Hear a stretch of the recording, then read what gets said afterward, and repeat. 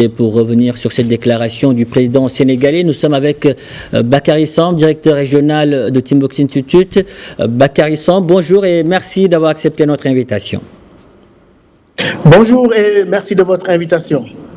Alors, nous l'avons vu, le président sénégalais a appelé hier l'Europe à lutter davantage contre l'instabilité au Sahel. Pour certains observateurs, c'est à l'Afrique de prendre en main sa défense. D'autres pensent que le vieux continent y a aussi un rôle à jouer.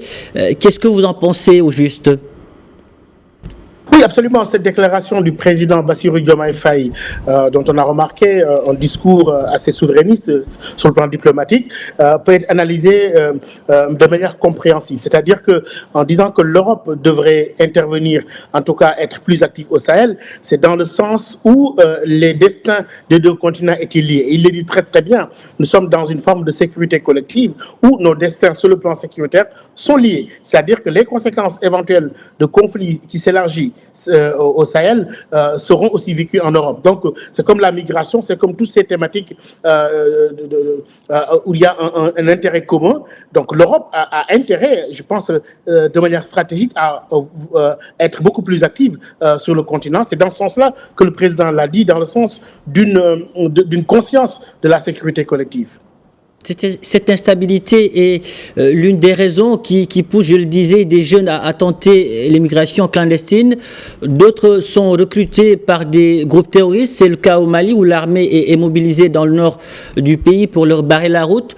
Pourquoi est-il si difficile pour les FAMA d'apaiser la tension près de la frontière algérienne ? Je crois qu'aujourd'hui, le Mali est dans un contexte politique assez complexe, avec, il y a quelques mois, ce qu'on appelait la montée en puissance des FAMA et la récupération de Kidal. Et les événements de Tinzaouaten viennent aussi amener une nouvelle situation qu'il faut intégrer dans l'analyse. Je pense qu'on est retourné comme dans la situation où l'armée malienne semblait quand même un petit peu dépassée par la situation, après des années, quelques mois d'accalmie, et là il faudrait tout refaire.